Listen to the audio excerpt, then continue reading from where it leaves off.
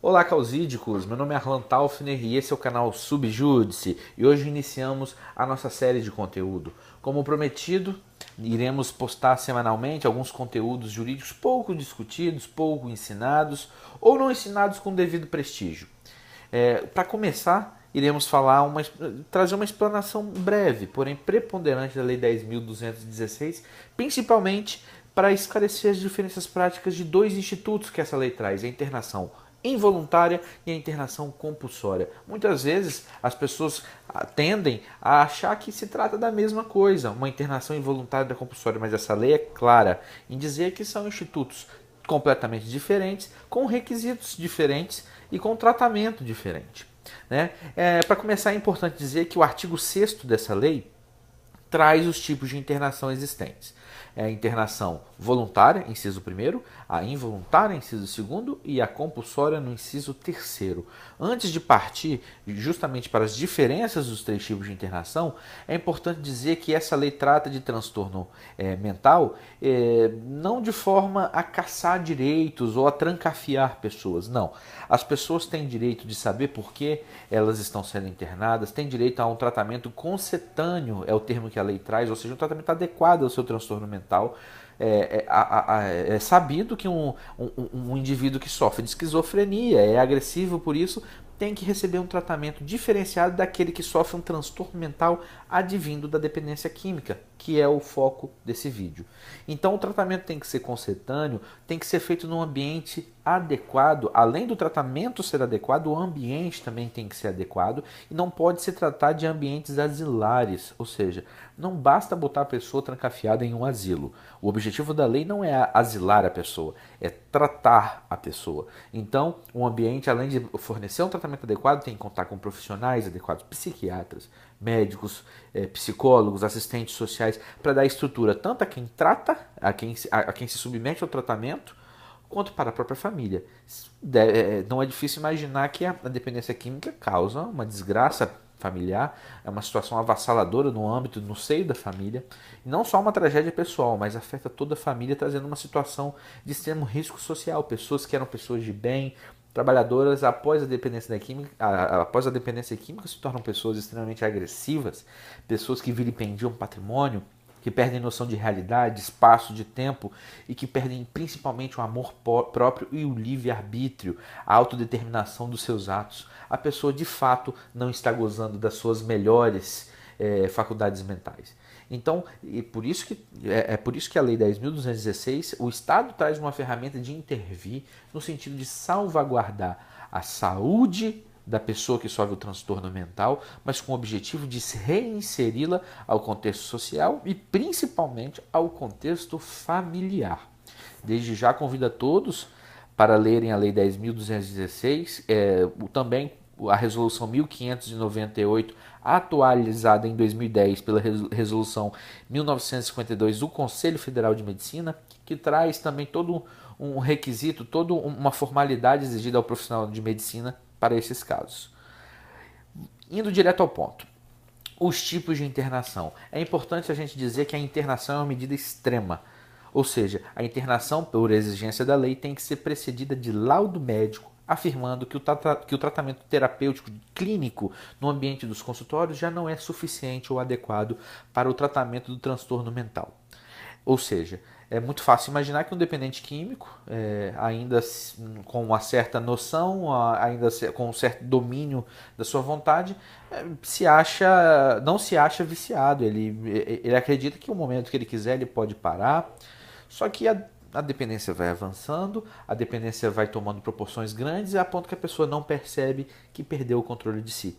Então, para que se faça a internação, para que se aplique o artigo 6º em qualquer de suas modalidades, é necessário um laudo médico afirmando que o tratamento clínico já não é, no ambiente clínico, no ambiente de consultório, já não é adequado para regenerar, restaurar, reinserir aquela pessoa da forma que ela era antes da dependência.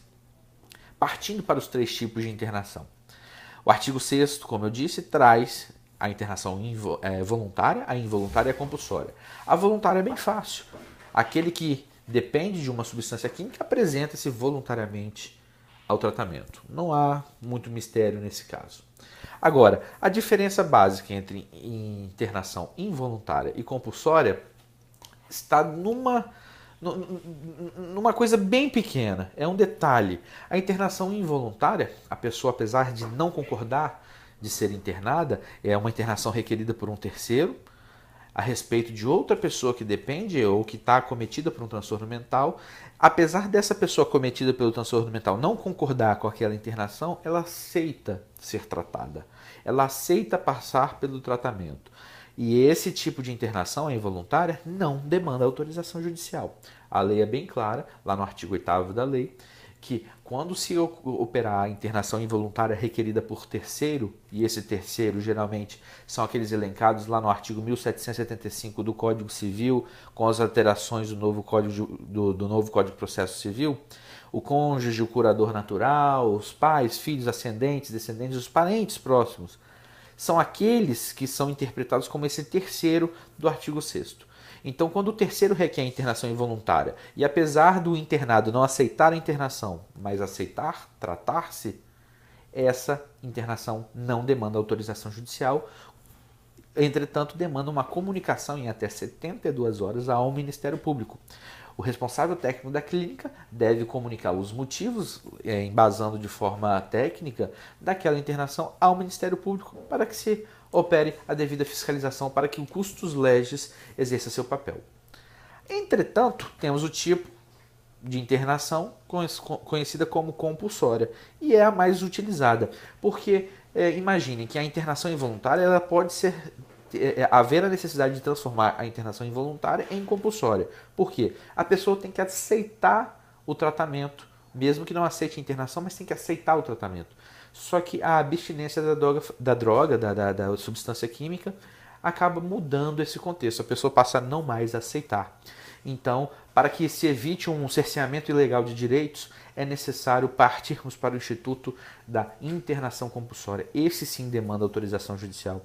A internação compulsória tem que ser requerida geralmente pela organização do Poder Judiciário nos municípios, nos estados, nas varas de família e sucessões. O juiz de família é quem vai emitir a ordem de internação compulsória, requerida pelo terceiro. Também requerida pelo terceiro nesse caso. Entretanto, a internação compulsória ela deveria ser feita, se aplicado corretamente o artigo 3º da 10.216, em uma estrutura estatal, em um ambiente clínico estatal, porque é obrigação do Estado, por esse artigo, criar uma política de saúde mental. Entretanto, o Estado, é sabido que o Estado não possui a estrutura necessária para tratar todos aqueles que são acometidos por um transtorno mental. Então fica muito difícil conseguir uma vaga pelo Sistema Único de Saúde, ou pelos municípios, ou pelo próprio Estado, num ambiente clínico terapêutico adequado a esse tipo de tratamento. Muitas vezes as famílias são obrigadas então a partir para a iniciativa privada. Só que esse tratamento demanda diversos profissionais, é um tratamento polivalente, interdisciplinar, não é só uma área da medicina, envolve psicologia, envolve assistência social e ele acaba sendo um tratamento caríssimo. Então, as famílias nas defensorias, nas secretarias de assistência, acabam narrando que os ambientes particulares chegam a cobrar 5 a 20 mil reais mensais pelo tratamento.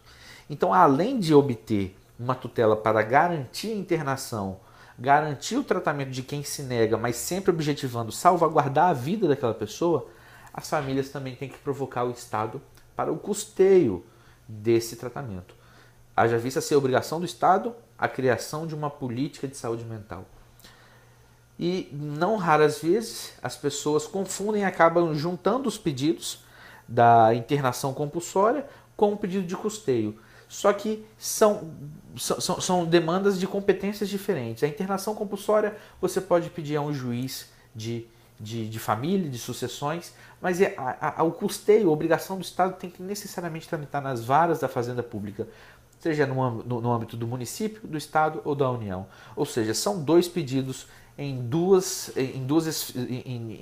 são duas ações diferentes, uma na esfera do direito da família e outra na esfera do direito público, nas varas da Fazenda Pública.